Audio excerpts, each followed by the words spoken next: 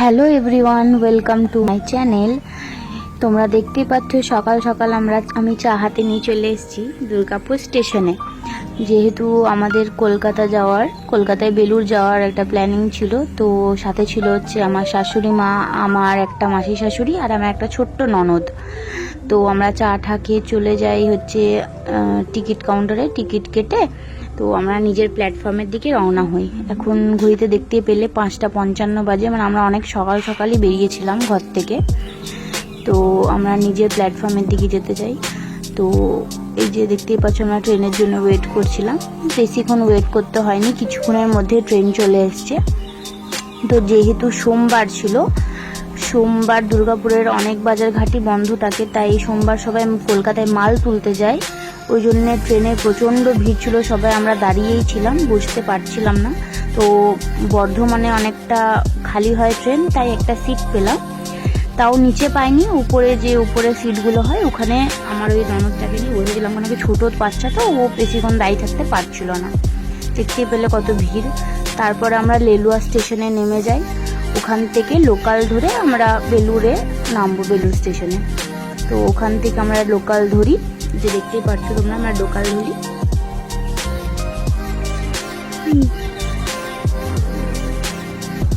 দিয়ে আমরা এই বেলুড় স্টেশনে নেমে যাই। বেলুড় স্টেশন থেকে বেরিয়ে আমরা টোটো ধরতে বাইরের দিকে রওনা হই।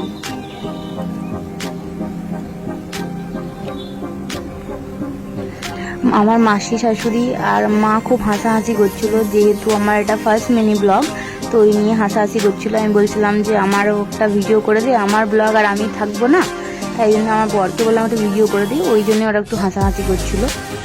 এই করতে করতে দেখতে দেখতে আমরা বেলুড়ে চলে এলাম। এই যে আমার মাসি শাশুড়ি আর আমার একটা ছোট্ট ননদ, যাকে হাই করলাম, তোমরাও ওকে হাই করে দিও। এই যে দেখতেই পাচ্ছ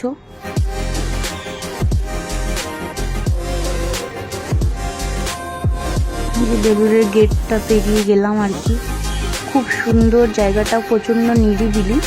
তারপরে আজকে ওয়েদারটা অনেকটাই ভালো ছিল, অন্যদিনে যে ভ্যাপসা গরমটা থাকে ওটা ছিল না, হালকা একটু ছায়া ওয়েদারটা ছিল, তাই কমই কষ্ট হয়েছে। যে প্রচণ্ড রোদ ওটা ছিল না, তাই কম কষ্ট হয়েছে আমাদের সবারই।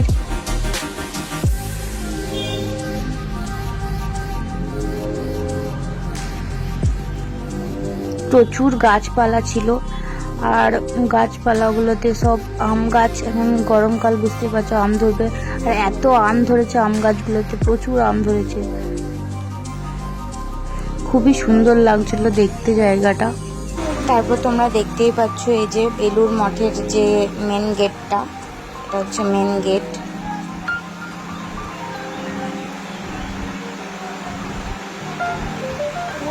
যে ভেতরে ঢোকার পরেই বাঁ দিকে মন্দির, ডান দিকে সব খুব সুন্দর করে ইমারত করে মন্দির বানানো আছে। তো মেন মন্দির হচ্ছে এইটা, খুবই সুন্দর কারুকার্য করা ছিল। কিন্তু বন্ধুরা, তোমাদের আমি ভেতরের ভিডিও করতে দেখাতে পারবো না, কেননা ফটো ভিডিও কোনো কিছু অ্যালাউ করা হয়নি বাইরে থেকে সব লেখা ছিল আর কি, ভেতরে কোনো কিছু অ্যালাউ করা যাবে না। তাও আমি যতটা পেরেছি চেষ্টা করেছি। এই যে দেখতেই পাচ্ছ মন্দিরের উপরে আমি দাঁড়িয়ে বাইরের ভিডিওগুলো করছিলাম। এই যে গঙ্গার ভিউটা খুবই সুন্দর লাগছিল। ভেতরের ভিডিও করতে পারিনি, তো সাইড থেকে হালকা করে যেটুকু আর কি পেরেছি সেটুকু করেছি, ওরা করতেই দিচ্ছিল না একদম ভিডিও। এই যে দেখতেই পাচ্ছ অনেক সুন্দর করে মাঠে গাছপালা, ফুল গাছগুলোকে সুন্দরভাবে ডেকোরেট করে রাখা হয়েছে, খুব সুন্দর দেখতে লাগছিল। আর তারপরে আমরা সবাই মিলে চলে যাই হচ্ছে গঙ্গার ঘাটে। ওরা বলেছিল যে কলকাতায় এসেছি তো গঙ্গা চান তো করতেই হবে, তো মা মাসি সবাই মিলে বলছিল যে গঙ্গা চান করবো, তাই আমরা গঙ্গার ঘাটের দিকে যাই।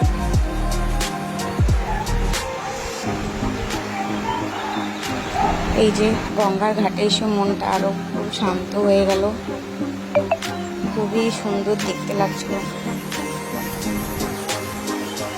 মা ওরা সবাই চেঞ্জ করতে গেল, কেননা বলছে চান করব। আমি চান করিনি, যেহেতু আমি ঘর থেকে চান করে এসেছিলাম, এই জন্য আমি আর চান করিনি। তো আমার হাজব্যান্ড, আমার আমার মাসি, তারপরে আমার শাশুড়ি মা, ওরা সবাই চান করেছে, দেখতেই পাচ্ছ। তো ডুব দিচ্ছে।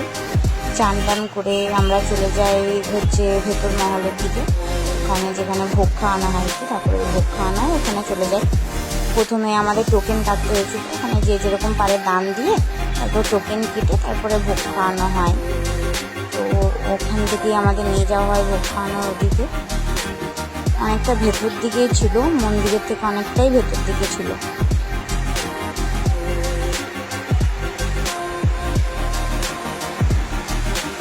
খুবই সুন্দর আয়োজন করা ছিল আর কি, মানে প্রচুর লোক খাওয়ানোর ব্যবস্থা, একসাথে প্রচুর লোক খাওয়ানো যাবে এরকম ব্যবস্থা করা ছিল। তো লাইন বাই লাইন সবাই মিলে যায় আর কি। দেখতেই পাচ্ছ খুবই সুন্দর। এই যে আমরা বসে যাই ভোগ খেতে। তো ভোগে আমাদের সেবারে দিয়েছিল হচ্ছে খিচুড়ি, তরকারি, চাটনি আর পায়েস। খাবারগুলো খুবই সুন্দর খেতে ছিল, নানা রকম সবজি দিয়ে করেছিল। তো আমরা খেয়ে দিয়ে তারপর বেরিয়ে যাই হচ্ছে ফেরিঘাটের উদ্দেশ্যে। প্রচণ্ড গরম লাগছিল সেই টাইমটাতে। তো ওখান থেকে আমাদের ফেরিঘাট বেশি দূর ছিল না, তাই আমরা সবাই মিলে হাঁটতে হাঁটতেই চলে যাই। কিছুক্ষণ পরেই দেখো, বুঝতেই পারছো ফেরিঘাটে চলে এসেছি। তো আমরা টিকিট কেটে বসে যাই ওখানে ওয়েটিং, মানে আধা ঘন্টা বললো টাইম লাগবে ট্রিমারটা আসতে। তো আধা ঘন্টা আমাদের ওয়েট করতে হয়েছে ওখানে। তারপরে দেখো ট্রিমার চলে আসে। দেখো কত সুন্দর লাগছে, গঙ্গা নদীর উপরে কি সুন্দর যাচ্ছে ট্রিমারটা। আমি ফার্স্ট টাইম আর কি কলকাতায় গঙ্গা নদীতে এরকম ট্রিমারে আর কি চাপলাম। খুবই ভালো লাগছিলো, খুব সুন্দর হাওয়া দিচ্ছিল। এই দেখো দেখতে দেখতে আমরা দক্ষিণেশ্বর মায়ের কাছে পৌঁছেও গেলাম।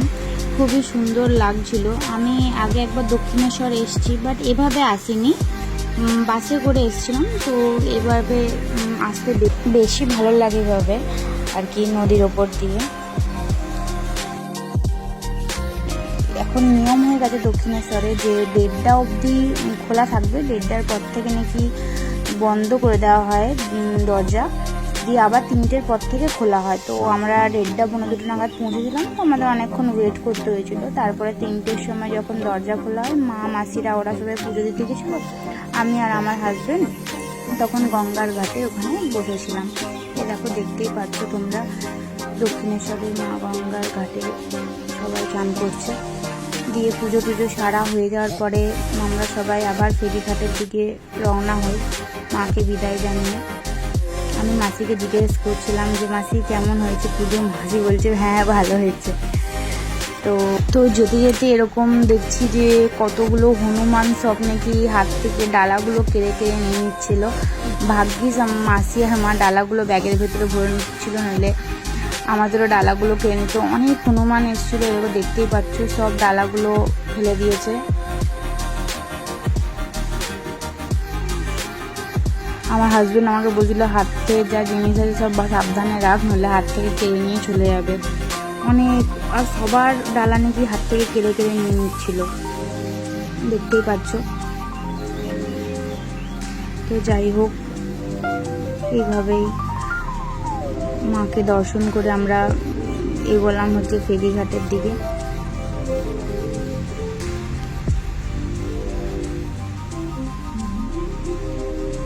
তখন ওয়েদারটা একটু চেঞ্জ হয়েছে, হালকা মেঘলা মেঘলা করেছিল, খুব সুন্দর হাওয়া দিচ্ছিল, দেখে বুঝতে পারছো। তারপরে মাকে আমরা বিদায় জানালাম, দিয়ে আমরা আবার বেলুড়ের দিকেই রওনা হলাম। খুব সুন্দর লাগছিল।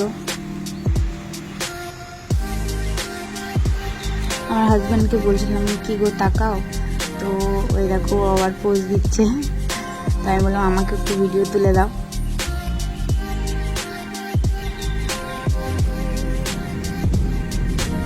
খুবই সুন্দর একটা হাওয়া দিচ্ছিল, মানে এই টাইমে হাওয়াটা মনে হচ্ছে যে এখানেই থেকে যায়, এত সুন্দর হাওয়া দিচ্ছিল। তো জলের ফ্লোটা একটু বেশি ছিল, কারণ সেই টাইমে জোয়ার চলছিল, ওই জন্য জলের ফ্লোটা একটু বেশি ছিল, ওই জন্য হাওয়াটাও খুব সুন্দর দিচ্ছিল।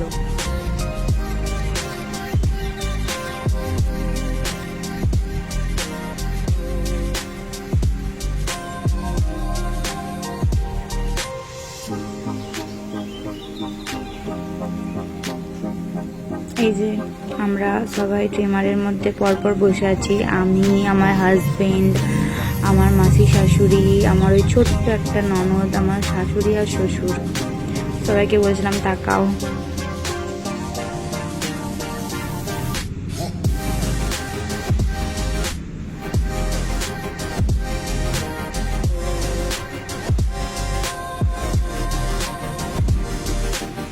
আমরা দেখতে দেখতে আবার সেই বেলুর মঠের দিকে চলে এলাম।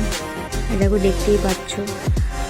তো আমি বললাম যেহেতু যে জোয়ারের টাইম চলছিল, প্রচণ্ড জলের চাপটা বেশি ছিল, এরকম বুঝতেও পারছো।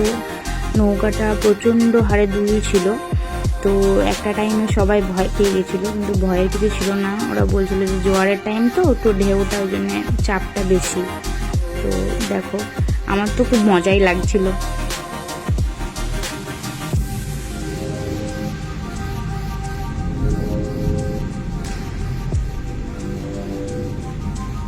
দেখো আমরা সবাই নেমে গেলাম তো বেলুর মঠে। তো এখান থেকে আমরা সোজা চলে গেলাম বেলুর স্টেশন, ওখান থেকে ট্রেন ধরে একদম হাওড়া। দেখো হাওড়া স্টেশনে আমরা চলে এসেছি। ওখানে ক্লিপগুলো আর তোলা হয়নি আর কি, খুব টায়ার্ড হয়ে গেছিলাম। তো দেখো হাওড়া স্টেশন। হাওড়া স্টেশনে আমাদের ট্রেনে একদম সিট বুক করাই ছিল, কেননা প্রচণ্ড গরম, তাতে মাথাটা ধরে গেছিলো, শরীর খারাপ লাগছিল, ওই জন্য একদম সিট বুক করে নিয়েছিলাম। দেখো বাবা, আমি আর আমার হাজব্যান্ড, মা আর মাসি শাশুড়ি ওইদিকে সিটগুলোতে বসেছিল। দেখো আমাদের ট্রেন ছেড়েও দিয়েছে। তো তারপরে আমরা শুয়ে পড়েছিলাম। শুয়ে পরে উঠে একদম দুর্গাপুর স্টেশনে নামি। এরকম মা খোঁড়াচ্ছে, মায়ের পায়ে প্রচণ্ড ব্যথা, সবারই অবস্থা খারাপ, সবারই পায়ে যন্ত্রণা করছিল। যাই হোক, এই দেখো দুর্গাপুর স্টেশনে আবার আমরা নেমে একটু চা টা খেয়ে দিয়ে গাড়িগুলো বার করতে যাবো আর কি, বাড়ির দিকে রওনা হব। তো এভাবেই পেরিয়ে গেল। এরকম বাড়ি পৌঁছে গেছি। আর ক্লিপ নেওয়া হয়নি, কেননা গাড়িটা আমিই চালাচ্ছিলাম, স্কুটিটা, তো আমি তো ভিডিও করতে পারি না। তো প্লিজ ভালো লাগলে লাইক করো। Tata, bye bye. আর এইভাবেই আমার সারাদিনটা পেরিয়ে গেল।